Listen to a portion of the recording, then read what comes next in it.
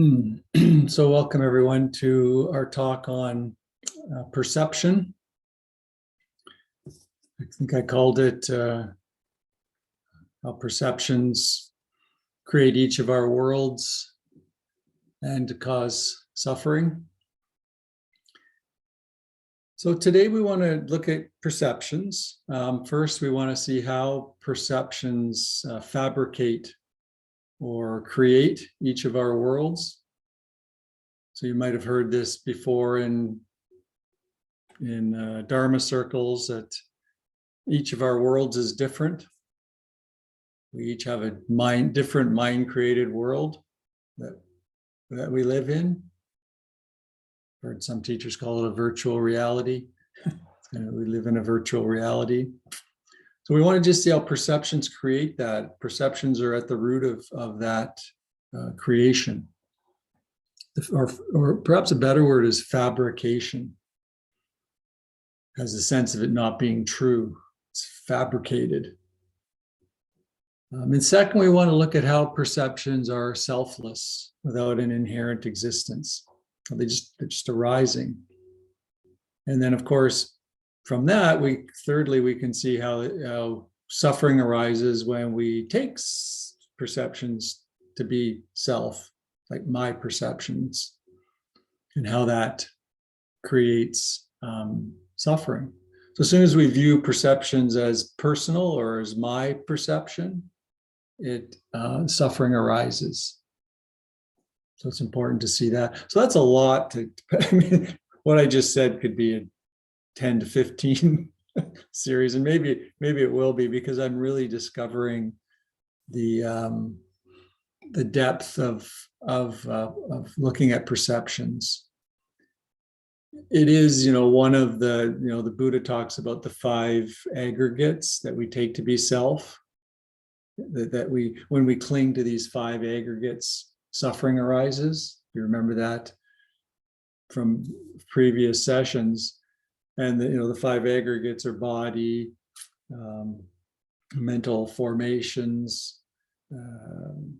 consciousness, like sense consciousness. And then there's these other 2. One of them is perception, and the other is feeling tone.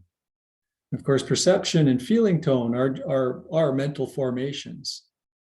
In a sense, the Buddha could have just said body, mind, consciousness, right? Because perceptions and feeling tone fit under mental formation. But he pulled those 2 out to highlight them. Out of the many, many mental formations that could have been highlighted, perception was pulled out. And I think there's good reason for that.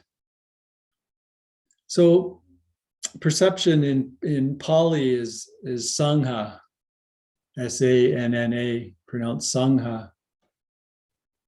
And it includes a little more perhaps than what we think of when we look at that word translated in an English environment. Because so one way that perception is operating is it's recognizing objects and labeling them, right, which is really important. So you see this, and it's some kind of a cup with a handle. It'll hold liquid or other things, and all that labeling and is all perception that's at work here, based on your memory and your experience of this object or even similar objects. Maybe I pulled up something else that looks like a cup, but your memory and experience says, oh no, that doesn't have a handle, and it's got some writing on the side, and doesn't look like it's ceramic, or it looks like it's some kind of metal, which wouldn't make a great cup for it could be a cup, it could be used as one, but your mind says bell, right? It labels it, interprets it, and says, okay, it's bell, not cup. So this is all perception and operating. It's kind of the first level of perception. It's recognizing, labeling a sensory object that's perceived through one of the 6 sense organs.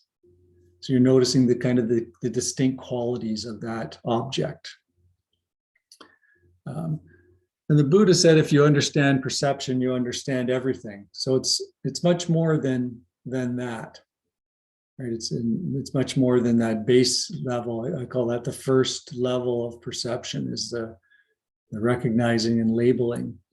The second level is also judging whether what we perceive is pleasant, unpleasant, or neither pleasant or unpleasant. So it's leading to preferences, right? So I like cups because I like tea or coffee. I like, or maybe you don't like, whatever this is, a tangerine or an orange. Let's call it an orange. Maybe you like it or you don't like it. Or maybe I could show you cilantro.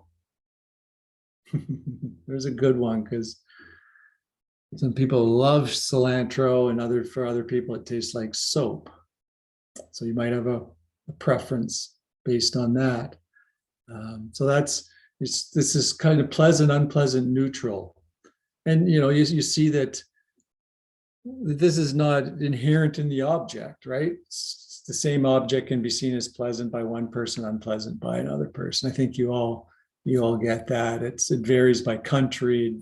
It varies by in your own life. Something can be unpleasant at one point and become pleasant at another point in one's life.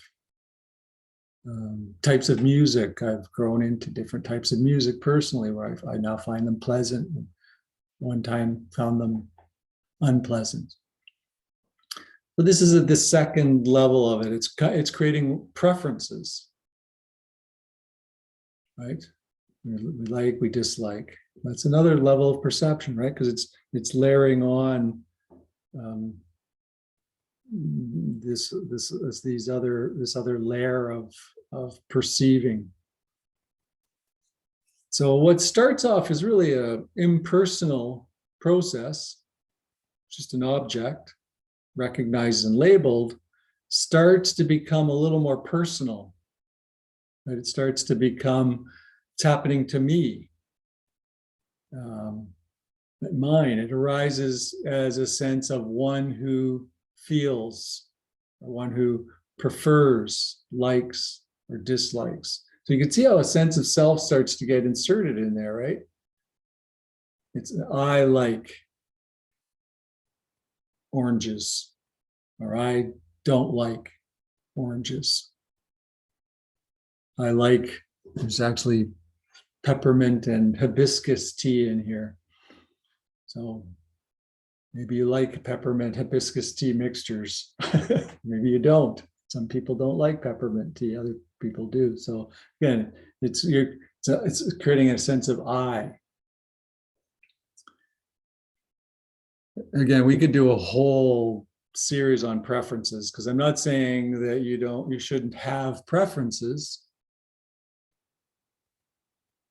No, it's a Hong Po, the Zen, one of the Zen patriarchs, said, the great way is not difficult for one who has no preferences. The great way meaning awakening. So people take that and say, well, that means I shouldn't have preferences. So, I'm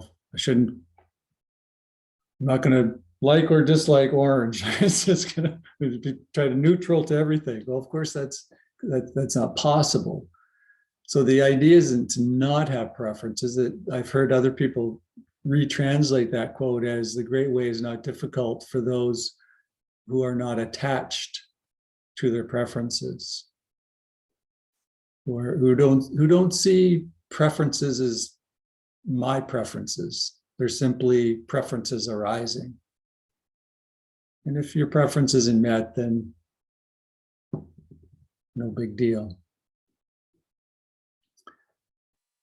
So perception leads to preferences, and then can lead to attachment to those preferences if they're seen as mine.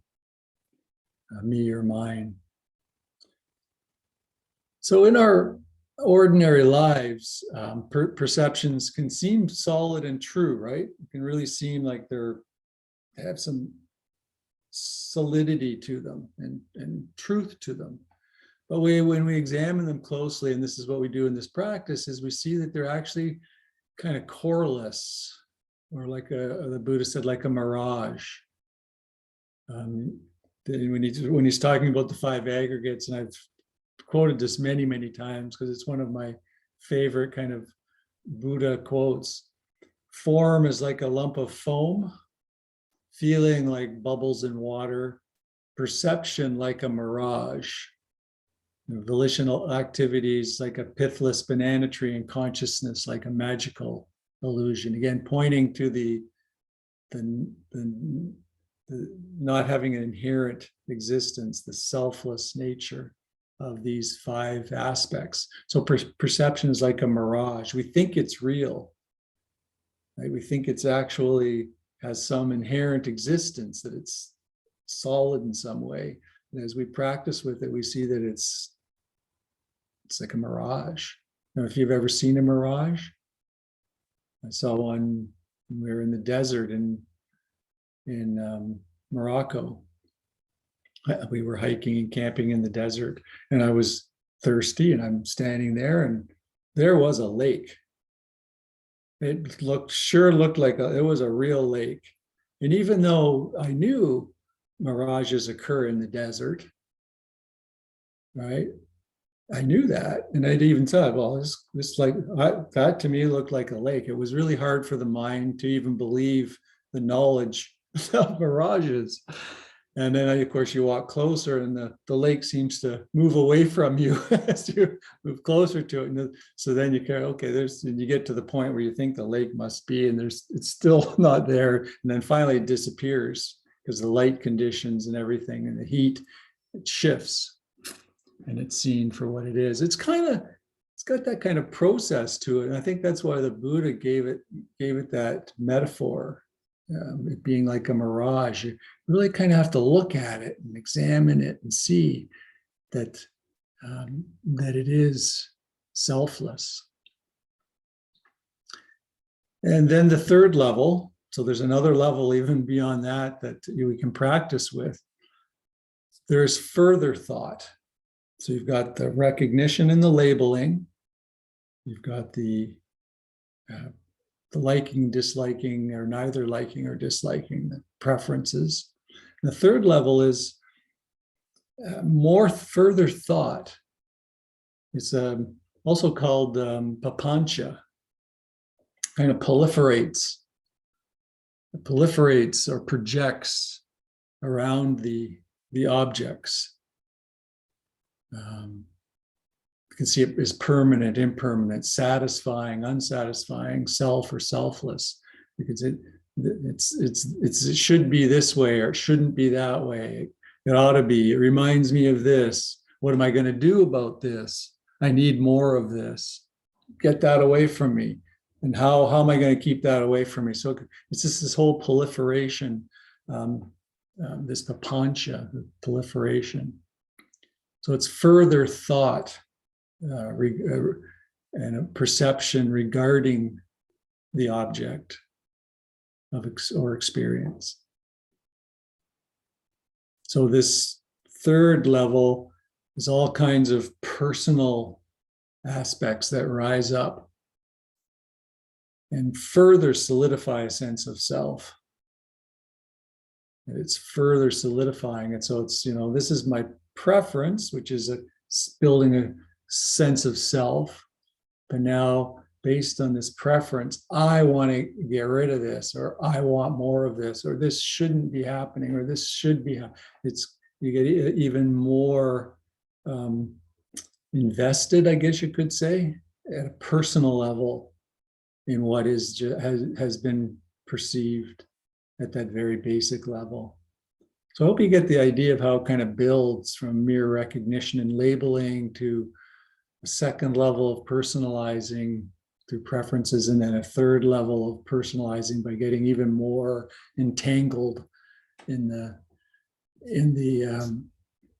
pushing away and pulling. So this is how we practice with it. We just see preferences operating at those three levels over and over again.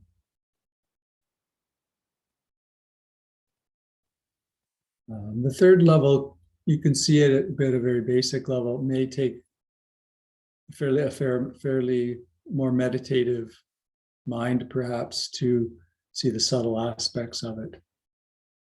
But we can practice with preferences and see its selfless nature, that it's just simply arising. Just simply arising. See the process and role of preferences in fabricating our world.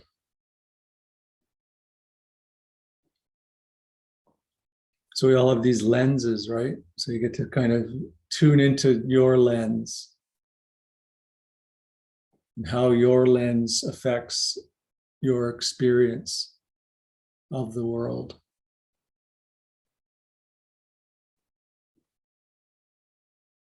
You know, as somebody that studied social work, I really came to see how different lenses affected how people viewed other people and the world.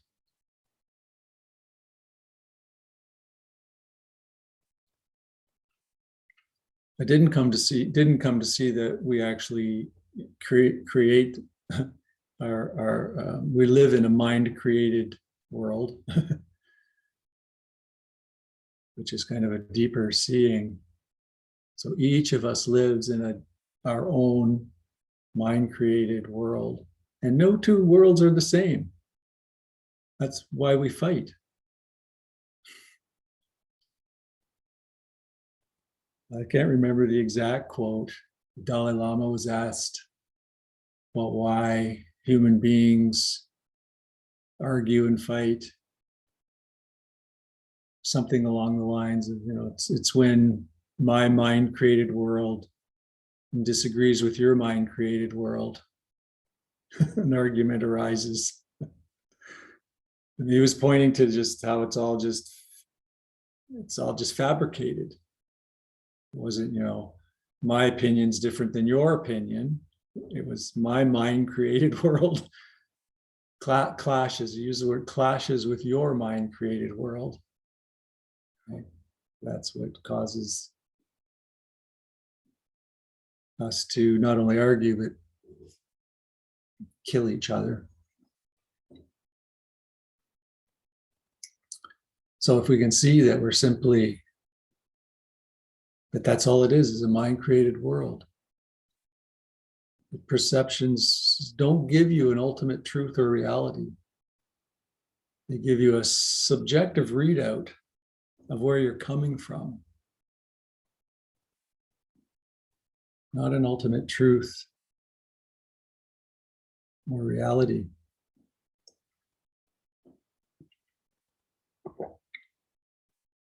Just a subjective readout of where you're coming from. So we can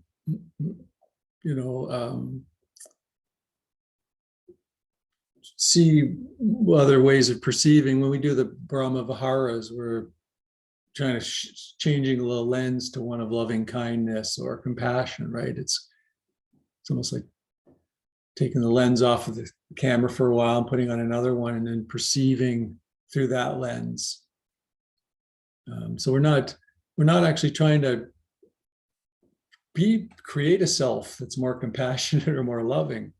We're actually trying at a much deeper level, trying to see how we're simply fabricating the world through our perceptions. You can do that kind of practice, and your whole perception of things can change. So that's one aspect I want you to see. This is the selfless, or I hope you see this in your practice, is the selfless nature of perceptions, and how this fabricates each of our worlds. The other is, and this is perhaps deeper is that anything that is perceived is empty or is not self. So you can look at anything. Bring back the orange since I have one here, and you can see that and say that's so that it recognizes orange. Say, that's just a perception. This is mouse. Oh, that's just a perception. What? Did more than that, it changed what's on my screen. Okay, there we go. I won't lift that mouse again. There's a smartphone. That's just a perception. Look at anything. It's just a perception and nothing more. See, then you can see every phenomena, including your experience, objects, as just a perception.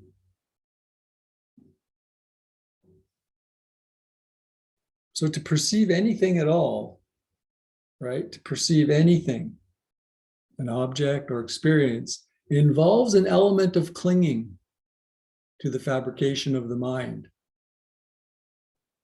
It's a very subtle level of clinging to the fabrication of the mind to perceive anything. And again, I'm not saying that you never perceive, but just to see the reality of this can be very freeing. So I think I've done this before with you, but I'll kind of work through it again. That's why I have this orange. So I shouldn't have said that word. So I'll show this, what do you see? So if you say it's an orange, this is based on a concept created by the mind, right? It's concept orange. It's simply a concept or a sign. The Buddha used the word sign. We tend to use the word concept. You could say it is orange in color, but it's still a concept or a sign, that of color, another concept. So you see, we're just layering more and more concepts. You could say it is round, just another concept. So now we've got three signs or concepts. Now, if you showed this object to a person who was born blind, they can't use color or shape. They could use another sense like touch. They could feel it and say, okay, it's round. So they might get the concept of round. Take away tactile perception, tactile sensation. Now that person, they're born blind and tactile sensations removed, can't say that it's an orange, can't say that it's orange color, and can't say that it's round. So their perception of this is completely different. They could taste it, could develop a concept of, that's the taste of this concept that everybody else calls orange. I can call it orange based on taste. It's got the sweetness. Take away taste.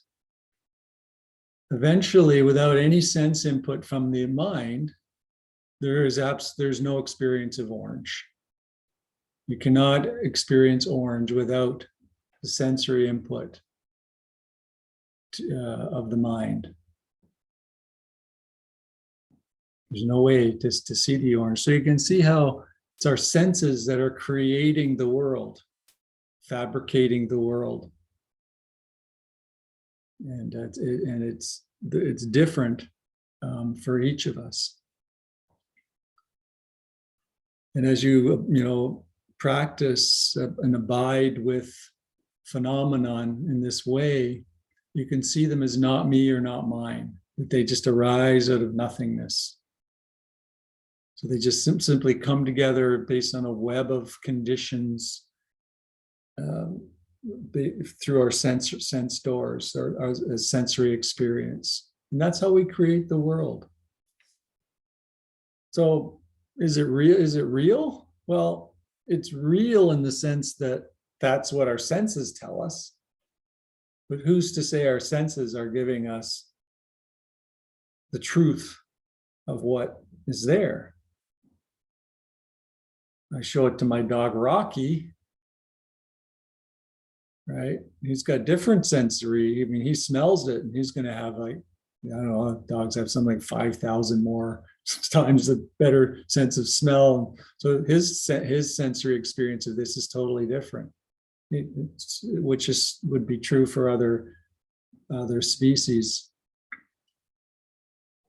So not only humans, it's all sentient beings have a different experience of every object, every phenomena that exists. So the phenomena are just coming together based on these infinite web of conditions, and we just have this sensory experience of them.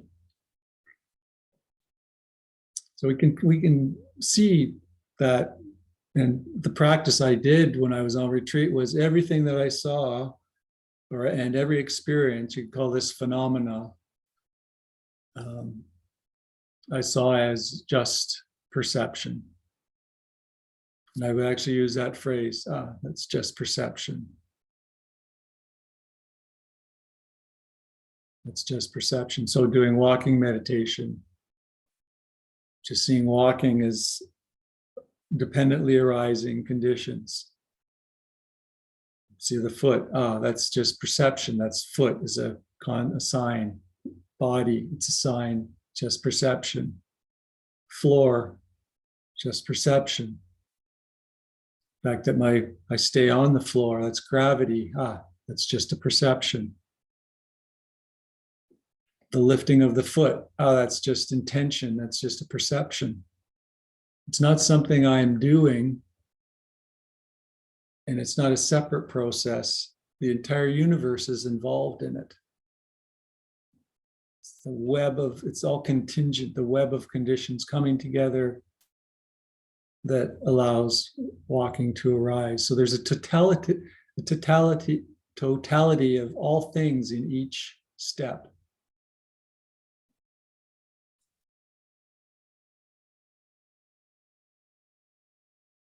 And even the awareness of all that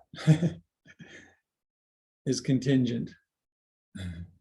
Even the awareness of the process that I just explained is just perception. It's also contingent.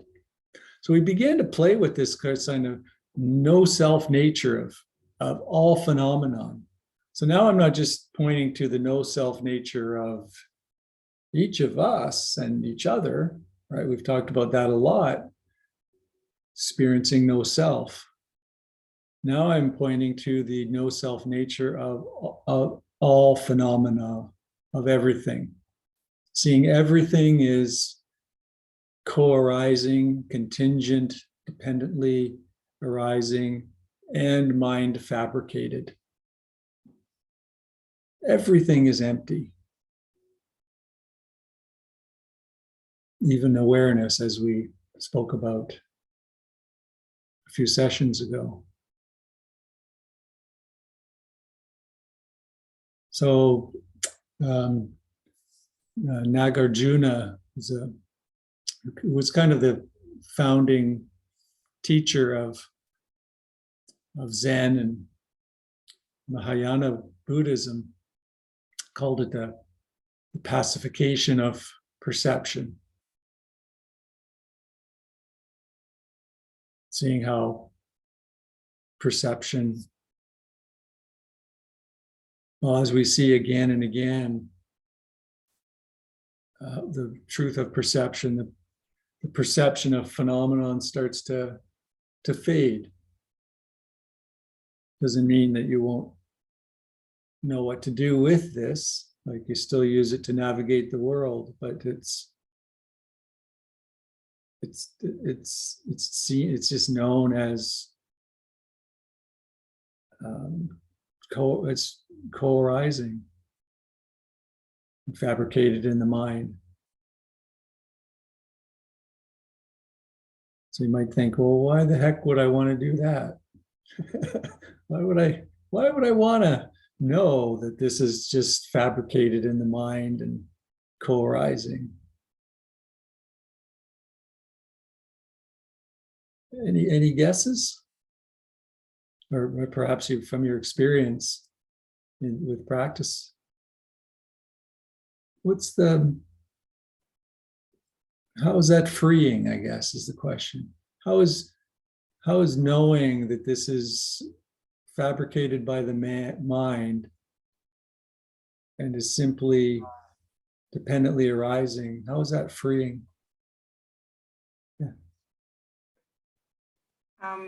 Well, what comes to mind for me is that when we are suffering, so when a path of perception or a thought train or a feeling tone leads to suffering, we know that we can step back from that and see it as just through our filters. The suffering is self-imposed, so we can pull back from that, recognize the story, and say it's just arising, and it can be a place of solace or peace.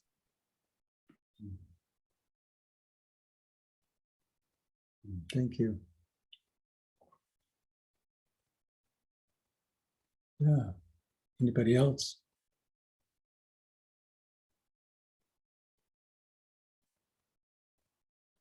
Yeah. Jason? I think for me, with the idea of perceptions, having a selfless nature, it really, everything that we are perceiving around us,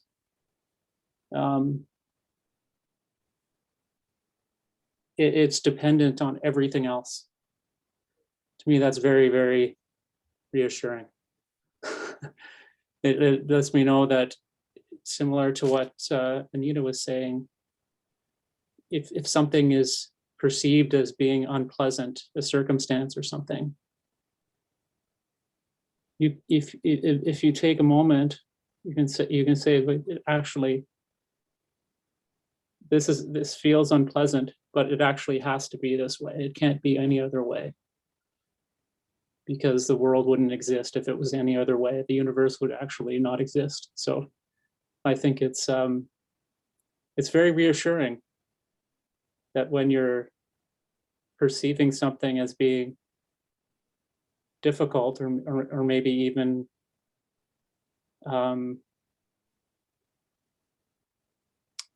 negative or whatever,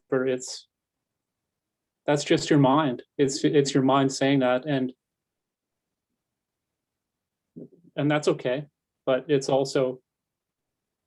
reassuring to know that, okay, everything else is really dependent on this thing being like this right now, and it has to be this way.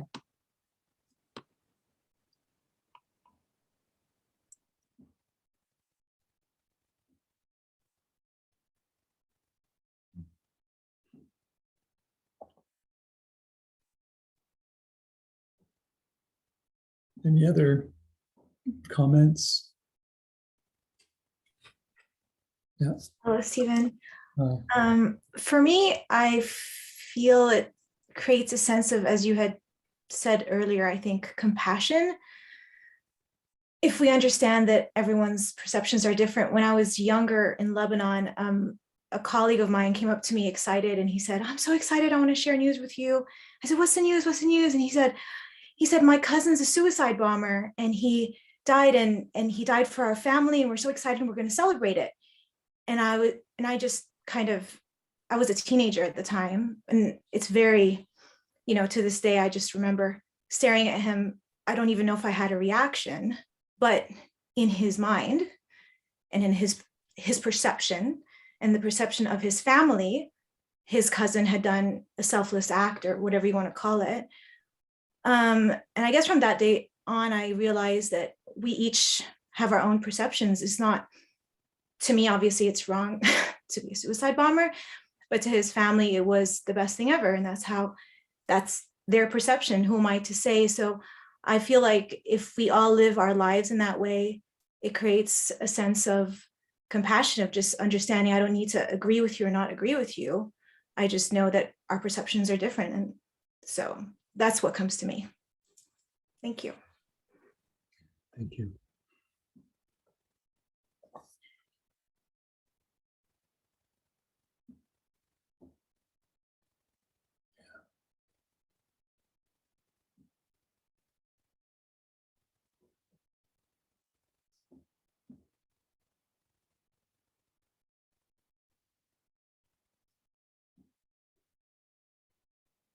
Anybody else?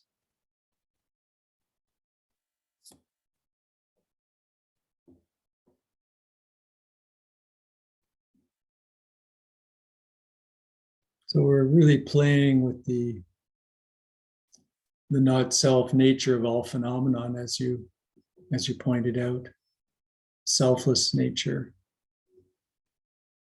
of everything. Mind created, dependently arising, empty. So in a way you could say there are actually no things as they actually are. So you know how we, in meditations, I don't know how many times, I've probably said it thousands of times, just being with things as they actually are.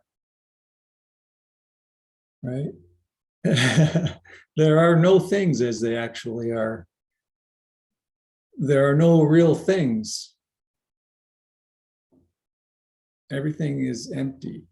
It's not only that they appear, it's not only how things appear,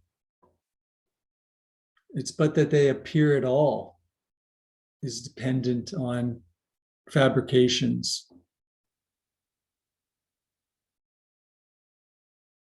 So you can't even say to be with things as they are.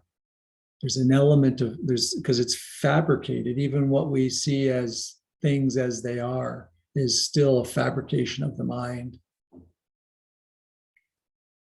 We're getting closer, right? When we're with things, so we're with our direct experience rather than our commentary about our experience, right? We're getting closer to truth, but it's still not ultimate truth.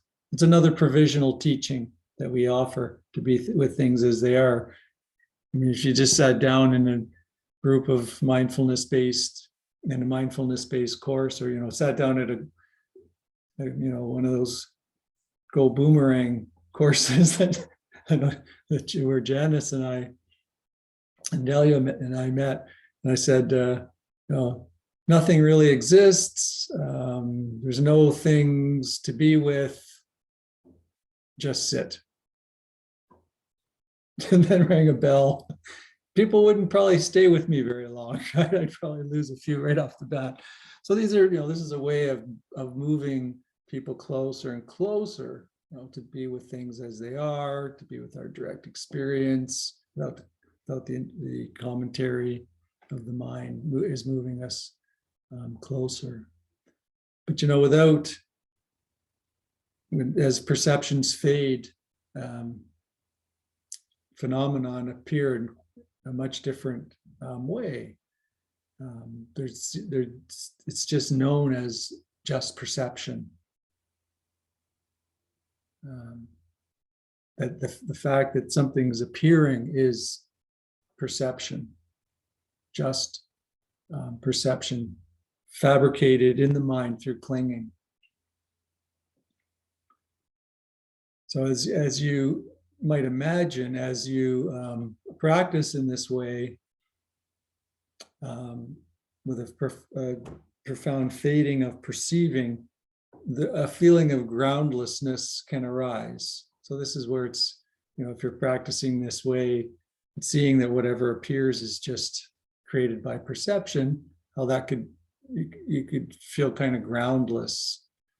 or even aimless.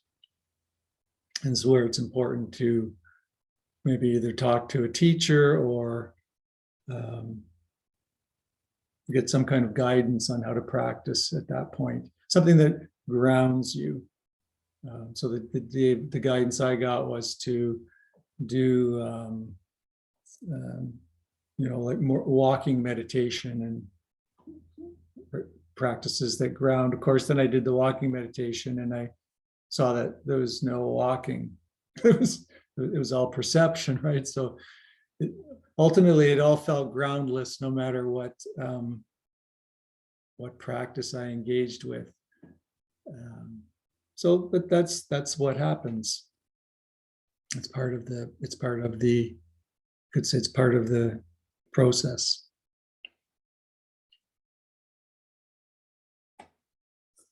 So I'm going to open it up now. If people have any questions or comments about this or about anything else that's coming up in one's practice.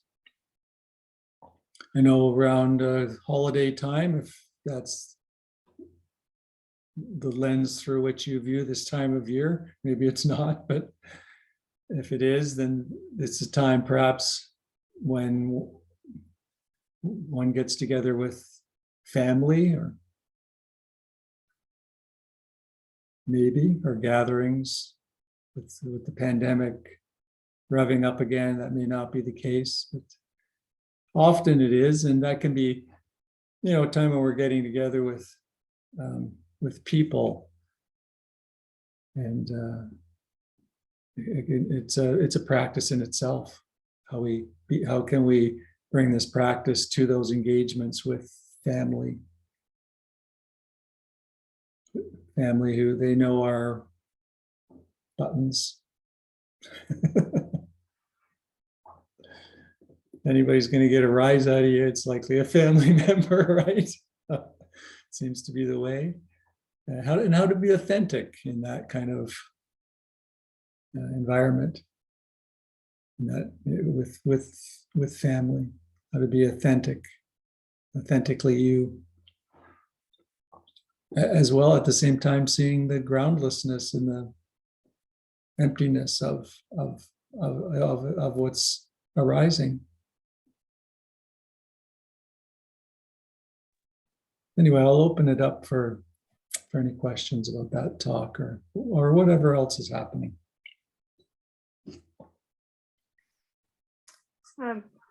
So a question comes to mind,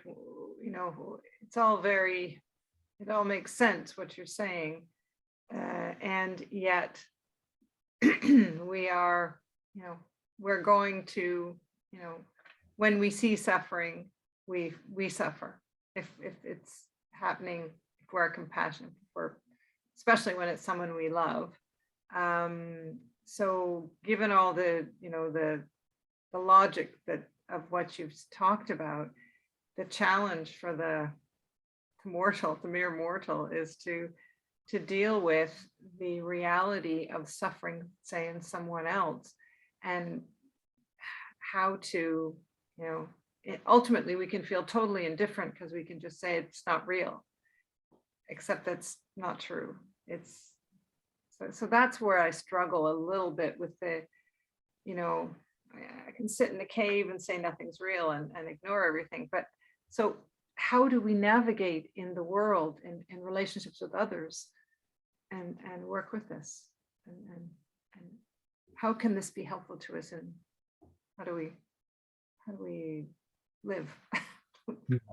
That's kind of my thought that comes up. Yeah.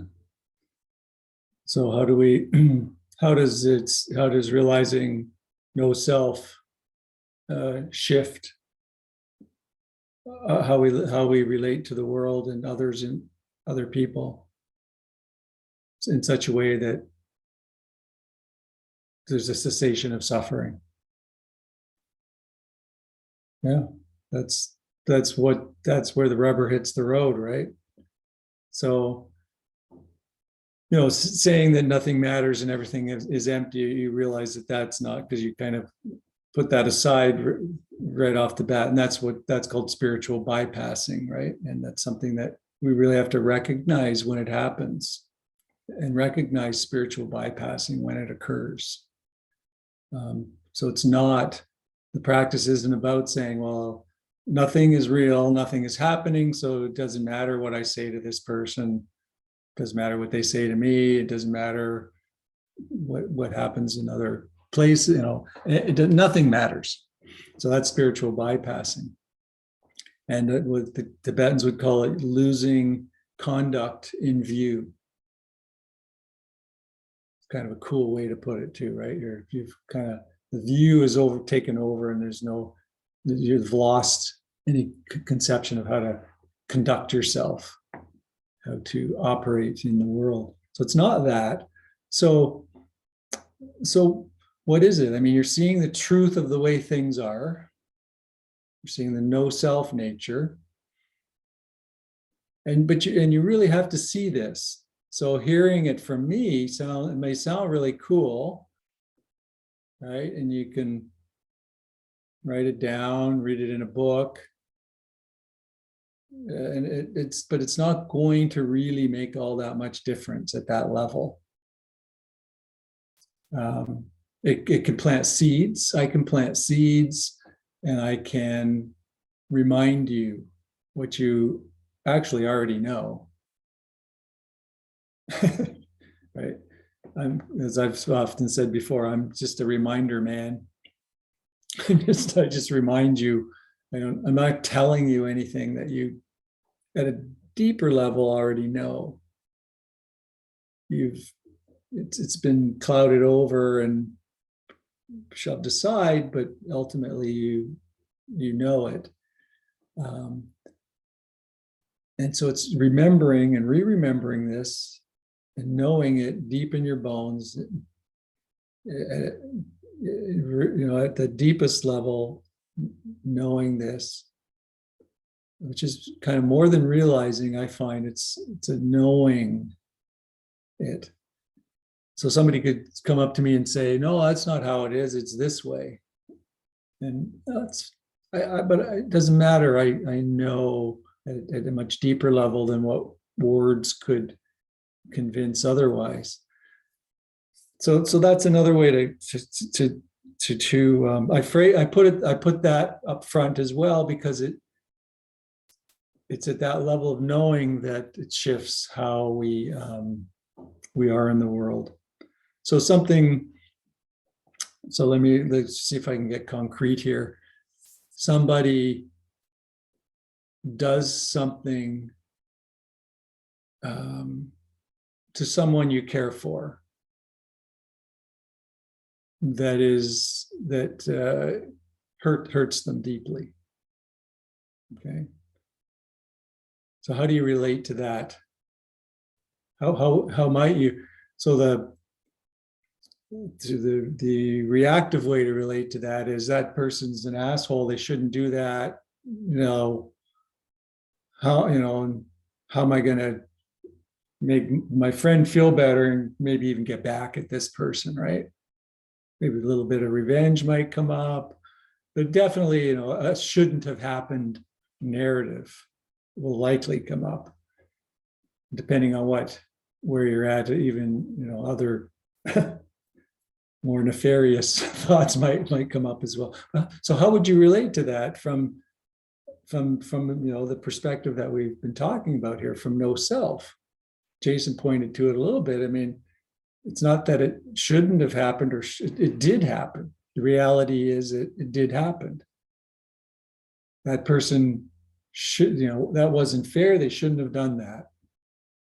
The reality is it did occur. And as was pointed out, it occurred because it's what's unfolding as the totality. It's just the universe. If that was taken out, then the universe would collapse. It's like everything is so interdependent. If you removed a grain of sand, if it didn't exist, everything would collapse. So that it happened. So that's kind of the first kind of relief. Shit happens. right? The other shift might be, rather than, okay, once the should is removed, perhaps the revenge and the I'll get them, all that kind of stuff gets removed at the same time, right? It gets removed. And it just happened based on causes and conditions and the fabrication of within that person, within the mind of the person who did it, and so on and so forth. That's the truth of what happened. Doesn't now all you're dealing with is, well, in the immediate is, well, your friend. How can you be there for your friend? You might not go through no self-teaching with them, but you can be compassionate and feel with them in that moment. And it may even be appropriate to respond to the person who did what they did. That may arise, something spontaneously may arise that's appropriate as a response as well. So there's constant engagement in the world. It's just from a different point of knowing. And it really, every situation is different, but I tried to give you a scenario. I don't know if that worked or not, but it's, and forgiveness arises as well.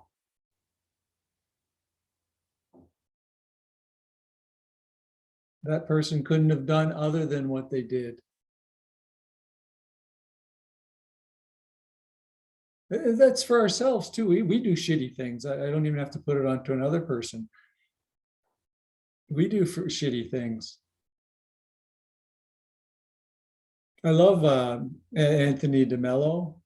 I think they've got his book here. Yeah. If you don't have this book, you must buy this for every loved one in your life and read it yourself. I give this book away more than any. It's a tiny. That looks like it's like if I put it beside this is also a small book, but to give you an idea of the size difference, this is a tiny book. And each I just opened it to a page. It's entitled "Love Your Enemies." So and then it's just a little, and he's died, but he's a priest. So he starts with a little quote from the Bible, and then he's totally an awakened being, an awakened priest, or he was. It's the last meditations of Anthony DeMello. But he started a retreat that by saying, I'm an asshole, you're an asshole, we're all assholes, let's get over it and get on with our retreat. And this is a priest. Basically, we all have the potential, and we all are, and we've all done things that we would label as shitty. So it's not just forgiving, the shitty thing that this friend did to, this person did to your friend. It's forgiving the shitty thing that you did yesterday or last year or whatever. It's just what happened based on what it's contingent, what conditions came together, what was fabricated in the mind at the time, and so on. So it's got this freeing nature to it, but it also doesn't mean that we don't address what is appearing in the world. It's also very important not to dismiss, not to lose conduct in view. Of course, we don't want to lose view either in our conduct.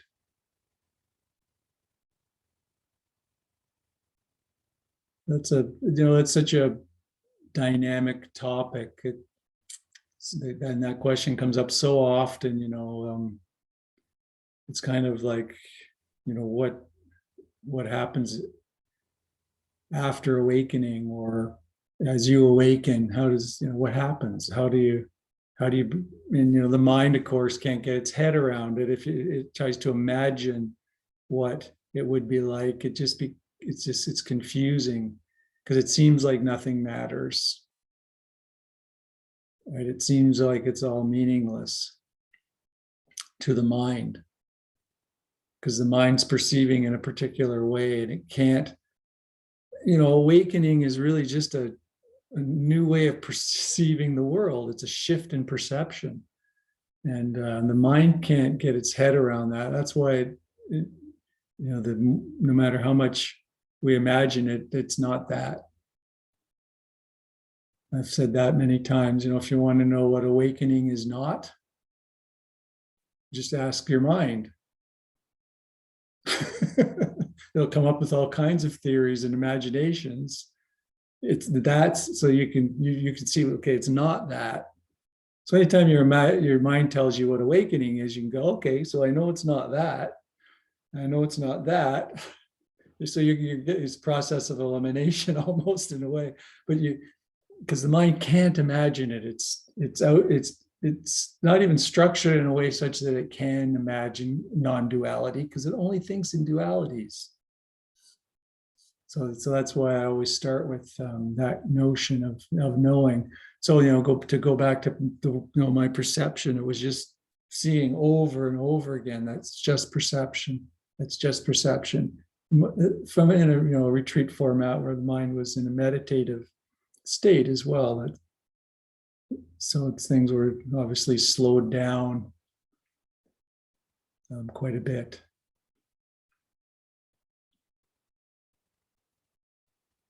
As a long answer, but I hope hopefully helpful in some way. Stephen, Yeah. you just said awakening is a shift in perception. Would it be kind of safe-ish to say it's almost no more perception? So a shift from a shift to no more? So like a melting away of perception, just like the dissolving of the ego? Will there still be perception in awakening? So there is, if you wanted to get technical, there is neither perception nor non-perception. To state it in the most true way. But when I say it's a shift in perception, I mean non-awakening is simply a misunderstanding about the way about truth. So it's a misperception. So I'm using that word in a little bit different way that might create some confusion. But I do look at it as a real shift in how things are viewed and understood as happening. So if you want to call that, they're all words, right? So the same word can be used in different ways. But then to put it more truthfully, it's a shift to perception and non-perception, neither perception or non-perception, which is what non-duality is. It's neither one. It's just. But you could also say it's a fading of perception. It's a less identifying as well with what's recognized and labeled. So that's a shift as well. But to keep it simple, practice with recognizing and labeling. So seeing that that's happening, and seeing that immediately after you recognize and label something, that a perception of a preference, a liking or disliking, or neutral arises, right? Based on another layer of perception. I like, I don't like. So seeing that that's just arising, there's no reality to it. There's no inherent existence to it. And then seeing how then you add another layer, proliferating thoughts about it. Shouldn't happen, should have happened this way. How do I get rid of it? The friend shouldn't have said that, so on and so forth. Just seeing that over and over again will free you from this, from the suffering that's that revolves around this thing we call perception. And then at a deeper level, you can play around with just seeing everything as just perception.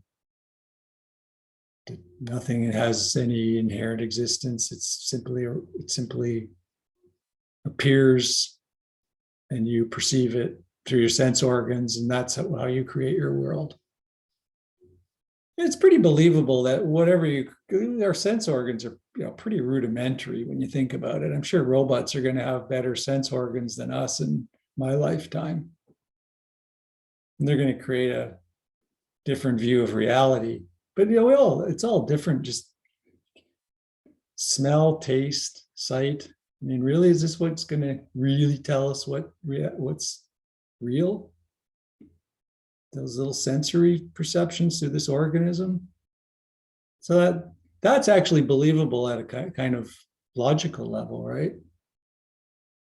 So it's really then taking that and going, okay, let me just really see this direct experience, see that I'm just fabricating this whole world that I take to be so real and solid and heavy